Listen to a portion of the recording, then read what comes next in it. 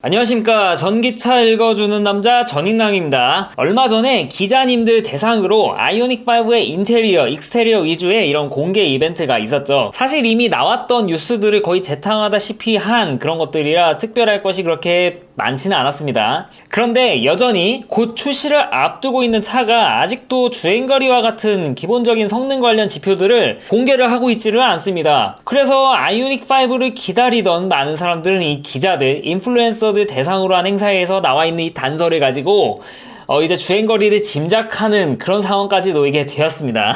그러다가 최근에 나온 이슈가 바로 아이오닉5의 충격적인 주행거리 이슈 아니겠습니까? 네, 이거는 그 GD넷 코리아의 그 이제 조재환 기자님께서 쓰신 기사인데요.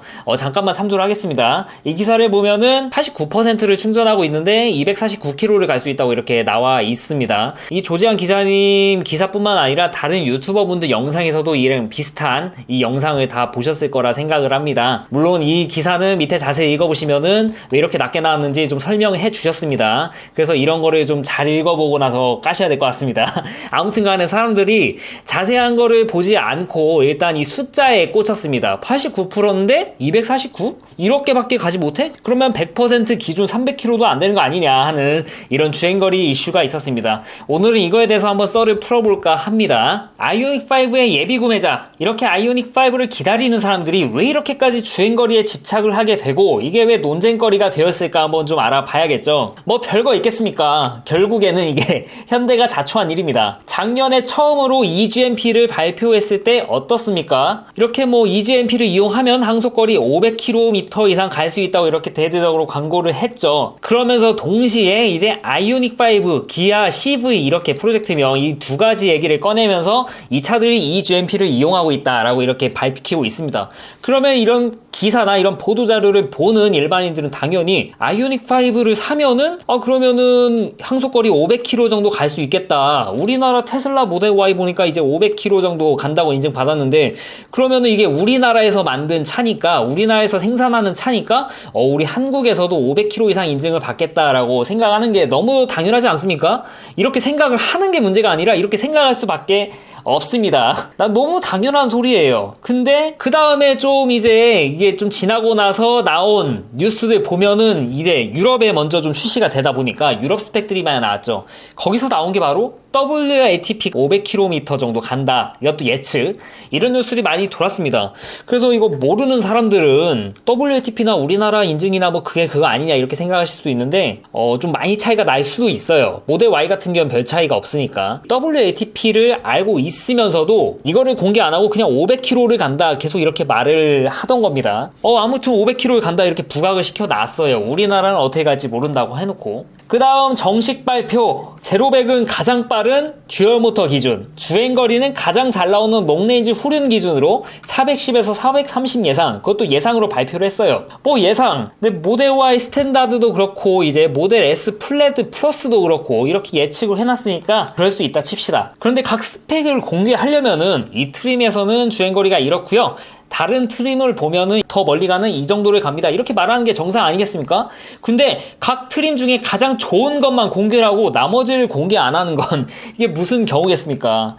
모델 3를 예를 들면 이 얘기랑 똑같아요. 모델 3 스탠다드 레인지 플러스가 가장 전비가 좋죠. 그럼 전비, 테슬라 모델 3 전비는 모델 3 스탠다드 플러스 걸 가져오고, 롱레인지 주행 가는 거리는 이제 모델 3 롱레인지 걸 가져오고, 제로백은 이제 가장 좋은 퍼포먼스 걸 가져오는 거죠. 그러니까 이렇게 얘기를 하는 겁니다. 테슬라 모델 3는요, 제로백이 3.3초고요. 주행거리는 496km고요. 전비는 스탠다드 레인지 플러스급 이렇게 나와요. 이거랑 결과적으로 뭐가 다릅니까? 지금까지 아이오닉5에 대해서 공개된 게 이거예요. 주행거리는 롱레인지, 제로백은 이제 가장 잘 나오는 AWD, 듀얼 모터로 내놓고 이게 똑같은 말 아니겠습니까?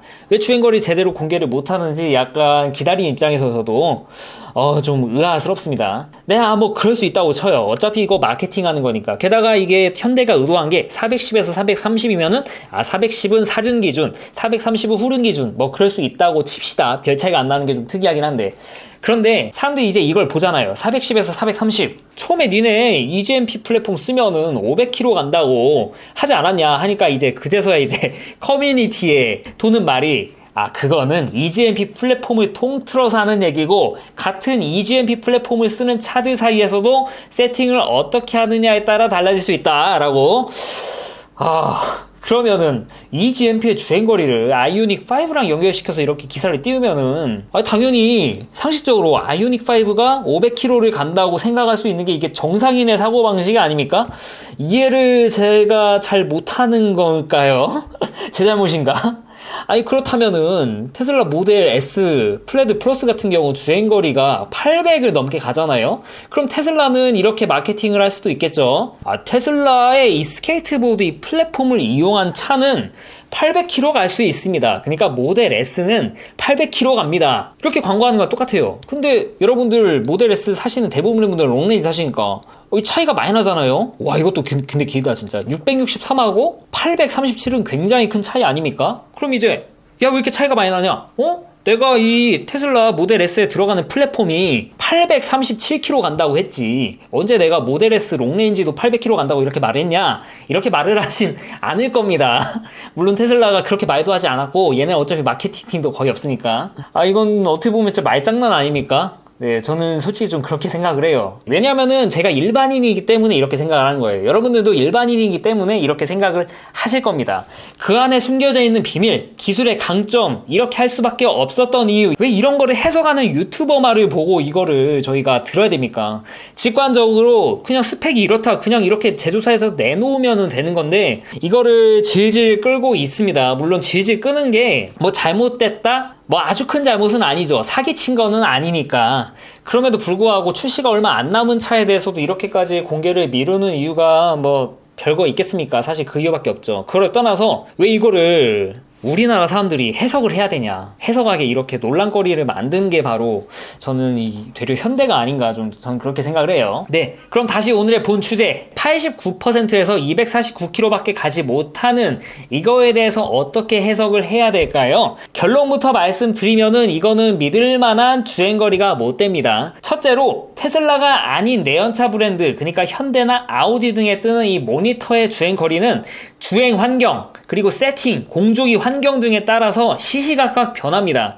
그러니까 주행거리가 400km였다가 멈춰있는 상태에서 공조기를 키면은 이 400km가 300 몇 킬로로 이렇게 확 줄기도 하고, 그 상태에서 계속 방치하면 방치할수록 계속 줄어들기도 하고, 여기서 막 과속을 한다거나 급가속한다고 하면은 예상 가용거리가 모니터에 나타나는 게 확 줄기도 합니다. 그런데 테슬라는 어떨까요? 일단 테슬라는 거의 맥스 값이 고정에 가깝습니다. 물론 운전자의 주행 습관에 따라서 이 고정값도 조금씩 바뀌긴 하는데, 막 주행거리 갑자기 공조기를 틀었다고 400km 갈 수 있다는 게 갑자기 350으로 뜨고 그러지는 않아요. 일단 테슬라 세팅에서. 물론 이것도 실시간으로 뜨게 하는 옵션이 있습니다만, 여러분들 여기서 기준으로 하는 거는 그냥 트림 모니터에서 쉽게 볼 수 있는 그 기준이에요. 근데 테슬라는 이게 있어요. 실제 퍼센트에 비례해서 거의 고정된 수치로 보여주는 대신에 이제 이 실제 떠있는 킬로미터보다 주행 습관에 따라서 훨씬 더 갈 수도 있고 훨씬 덜 갈 수도 있습니다.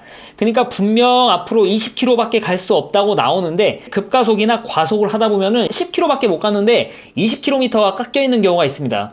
반대로 정속주행, 전비주행을 하다 보면은 30km나 갔는데 20km밖에 안 깎여 있고, 그런 상황을 보실 수도 있다는 겁니다. 테슬라에서는요. 결과적으로 이번 아이오닉 5의 기자용 프리프로덕션 카, 그러니까 생산 전 모델이죠. 이게 89%가 249km 갈 수 있다고 이렇게 뜬다고 이거를 역환산해 가지고 100%는 몇을 간다 이렇게 말을 할 수 없는 겁니다. 이게 만약에 테슬라였으면은 이게 어느 정도 낮습니다. 테슬라는 제가 말씀드린 것처럼 퍼센트 대비 이런 주행 가는 거리가 거의 픽스되어 있다시피 해요. 물론 이게 습관에 따라 변하긴 합니다만, 근데 적어도 현대차나 포르쉐, 아우디 등의 차는 이것이 해당하지 않는다는 겁니다. 그러니까 지금 기존에 코나나 니로 이렇게 몰고 다니신 분은 무슨 말인지 아실 거고, 그러니까 이런 선동에 대해서도 그렇게 낚이지 않으실 겁니다. 왜냐면 저거는 그냥 공조기만 틀어도 확확 바뀌는 건데 저거 가지고 어떻게 100%를 계산해? 이렇게 생각을 하실 거란 말이죠. 반대로 테슬라를 운용하시는 분들, 저처럼 첫 전기차가 테슬라이신 분들은 이렇게 말을 하면은 그렇지, 저걸로 100% 환산할 수 있지, 이렇게 생각을 하실 수 있어요. 근데 다르다는 겁니다. 이게 브랜드에 따라서. 그러면 이 차는 누가 말하기 이게 뭐 에코모드에 V2에 쓰는 환경도 아니었다는데 주행거리가 잘 나오는 세팅이 아니냐 하고 그렇게 생각을 하셨을 수도 있습니다. 근데 그거는 영상을 찍을 때 그 상황에서야 그랬을 수 있는데 그 전에 이 차가 어떤 조건으로 차가 방치되어 있었는지는 알 길이 없습니다. 그러니까 함부로 해석할 수가 없다는 말씀을 드리고 싶습니다. 물론 이 차 같은 경우에는 양산이 되기 직전에 좀 만들어진 차고 실제 양산차와는 스펙이 다를 수가 있습니다. 트렁크 사이즈로 봐서 이게 사륜일 가능성이 대단히 높지만 사륜이면서 롱레인지가 아닌 기본형 모델일 가능성도 배제는 할 수 없습니다. 그래서 실제 환경부 인증이 몇으로 발표될지를 지켜보고 그 결과를 보고 나서 까도 늦지 않다고 저는 생각을 합니다. 따라서 결론 89%에 249km 아니면 257km를 간다. 따라서 100% 충전 시에 300km도 가지 못한다라고 단정을 짓기에는 어렵다는 게 바로 테슬라민 전익남의 생각입니다. 그러니까 나와보고 나서 까도 늦지 않다. 왜냐하면 이게 정확하게 나온 게 없으니까. 물론 여기까지 발표를 안 한 현대차도 약간은 좀 밉긴 해요, 개인적으로. 네. 아무튼 내심 드는 생각인데요. 생각보다 좀 낮게 나올 것 같기는 합니다. 주행거리가 잘 나왔으면은 예전 EGMP 이렇게 500km 간다고 언플을 한 것처럼 그렇게 진작 공개하고 언플을 했겠죠. 그런데 이토록 조용한 거 보면은 느낌이 좀 쎄합니다. 부디 제가 테슬라 말고도 이런 다른 전기차를 사보고 싶다는 마음에 들 정도의 그런 스펙이 나와줘야 되는데 아직은 좀 시간이 걸릴 것 같습니다. 요새는 이런 말을 하시는 분이 많이 줄었는데 작년만 해도 그 전기차 그냥 모터 달고 배터리 달면 끝 아니냐, 금방 테슬라 잡는다 이렇게라고 말씀을 하셨는데 이런 거 보면은 절대 그런 거 같지는 않고 일단 테슬라 자체가 가만히 있지 않잖아요. 테슬라는 그 사이에도 더 좋은 차를 만들어내고 있으니까 도대체 테슬라 따라잡는 게 이게 쉬워 보이기도 하지만 반대로 진짜 어려워 보인다는 게 제 개인적인 생각입니다. 이상 전기차 읽어주는 남자 전익남이었습니다. 앞으로도 유익한 주제로 여러분들 찾아뵐 테니까 좋아요와 구독 부탁드리겠습니다. 시청해줘서 대단히 감사합니다.